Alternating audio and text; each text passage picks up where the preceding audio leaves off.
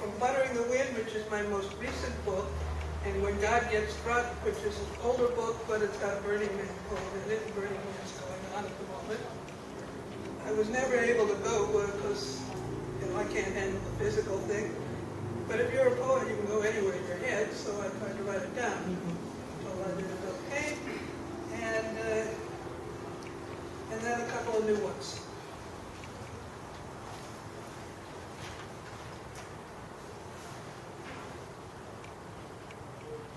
This is called Eating a Mango, and there's a story behind it. I've been put on yet another pill. I hate pills.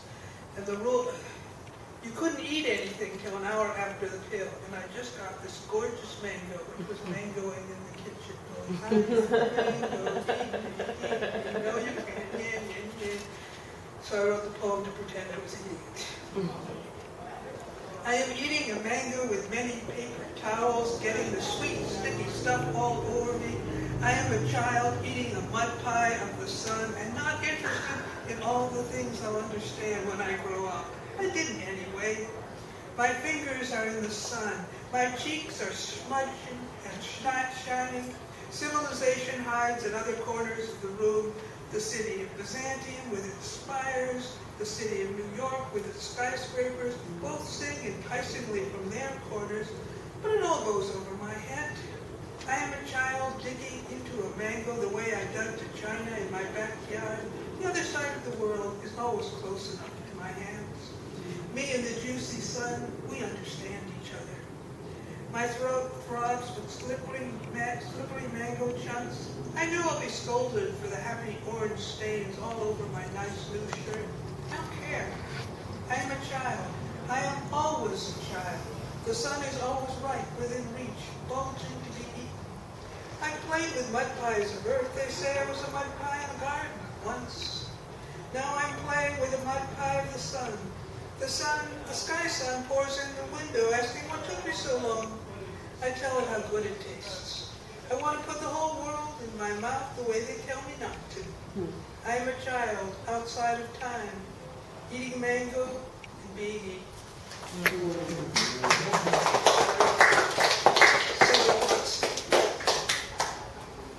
And here's my Burning Man poem. Because, like I said, if you're a poet, you go anywhere. I'm going to Burning Man. I'm not going to Burning Man. I'm bringing Burning Man to me. Machines embarrass me almost as much as flesh, but I close my eyes and push the buttons I make from make-believe till blue fire shoots from my fingers, and in that fire walk false memories of true love. My own dry skull hangs like a ripe fruit on Burning Man's bone tree to be picked and eaten. I don't need a tent shelter from frying pan sand or high noon sun. I'm not really there. My nipples flash like Christmas tree lights around me, neon tubing cartoons of the Kama Sutra, ride on bicycles at night, blowing kazoos or singing opera, toothpaste commercials, Amazing Grace. I'm bringing Burning Man to me. Fire is the belly button of the world. We were born from fire.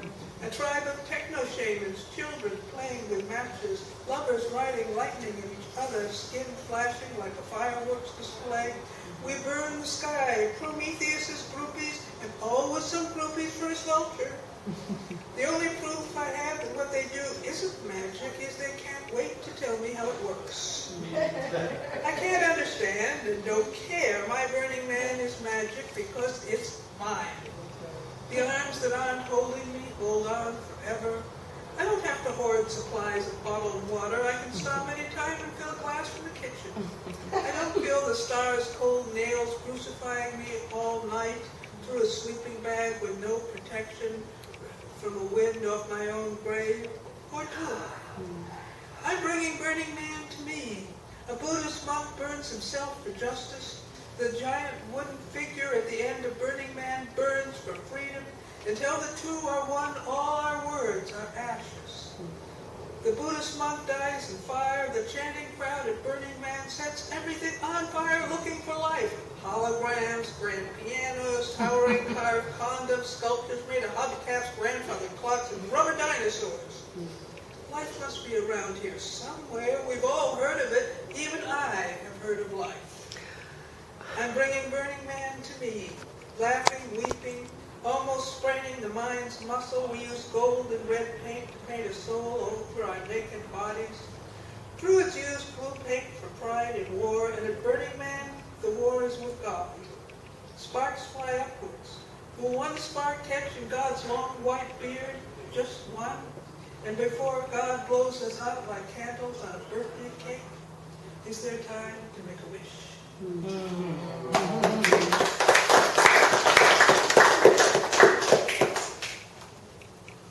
Couple more? Please. Okay. Another one from the new book. Big River Blues. Big River Blues, where alligator eggs hatch men and women and curtain music. Hands go through snakeskin shed from the full moon. Boats barely balance on the blues. Stream garbage drowned in swamp reeds, waiting for holes to make pipes. Peep high, peep low. Big river curves, shores spread their legs. The skin of mosquitoes sparkles pinpricks. Big fish move slow-mo, a ladder's length under the algae surface. A woman at the river's edge washes her long dark hair in a harp. Moss-covered logs with armored beetles underneath, beetles eating the blues. Blues drinking the river, big river, dark river. Lovers courting between gravestones, wild poppies in their hands, singing how they can't get close. Blues comes between, always. Big river blues where birds get their wings tangled in the sun and sink before they can sing. Crawdads crawl over the birds' reflections, fiddle strings played by crawdads so sweet it hurts. Mud is a lullaby for the birth of hairy spiders and harmonica blessings. Ghost children lost in a flood hide in hermit crabs, furling transparent fingers out. Big river blues, an aching, taking music, a leaking, seeking banjo, suspenders over a flat rock that is sometimes a man, depending. And this one I wrote this week. It's called Dream. I dreamed of a department store selling wounds. Some raised up by fluttering wings, some edged with delicate lace, some under spotlights, backed by mirrors. It was an expensive store. Each wound came with a story. Immaculate shopmen carried rolled scrolls on silver platters to read the history of wounds in low, precise voices. The shoppers paused and asked their friends advice as if they were choosing diamond necklaces or ball gowns.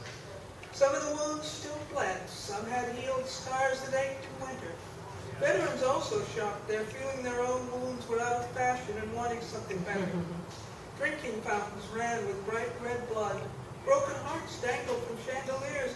Who'll take you seriously at a party without a broken heart? A large silver green abalone shell full of glass eyes. Run them through your fingers. What do you see? There were no price tags. Each wound came at its own cost. You go on paying and paying. The department store of wounds was always full. I dreamed nobody could live without life.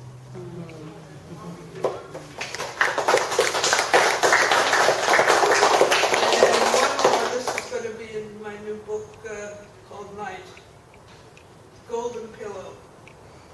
I sleep with my head on a golden pillow, soft as an angel's crown. Sometimes I cough up blood, the whole world drowns. Sometimes I smuggle praise in a box. Sometimes I smuggle box cutters. When I was a cowboy, I threw a lasso and tied happy ever after to a tree. I didn't want it to get away. When I was a lover, my arms ached for a touch to make them into wings. I sleep with my head on a golden pillow, soft as an angel's crown. Sometimes I cough up blood and the whole world drowns. I carve the night into stairs, so high, so cold, to leave them to be climbed. It's always the same crowd, hungry as a baby to eat the world. The sky walls around the crowd about to cave in. When I believed in time, I let it tell me what to do. When I learned better, I laughed. Once I raced a snail to the moon. Once I sat on a nest of grenades like eggs. They didn't go off. Once I stared into the sun, but I had to look away. I sleep with my head on a golden pillow, soft as an angel's crown. Sometimes I cough up blood and the whole world drowns. A rubber skeleton hangs over my bed, crowned with carnival beads and a necklace of acorns. It doesn't quite glow in the dark. I hear cars drifting over a Mobius strip all night and never getting out. Cities pounce graceful as panthers. I see their claws and their swishing tails and their prey. Morning glimpsed through a shaking hand is not morning anymore. When I was a doctor, they brought me a mirror and asked me to heal it. They didn't like what it showed. When I drove a train, I left the tracks behind and followed the train whistle into a song. I sleep with my head on a golden pillow, soft as an angel's crown. Sometimes I cough up blood, and the whole world drowns.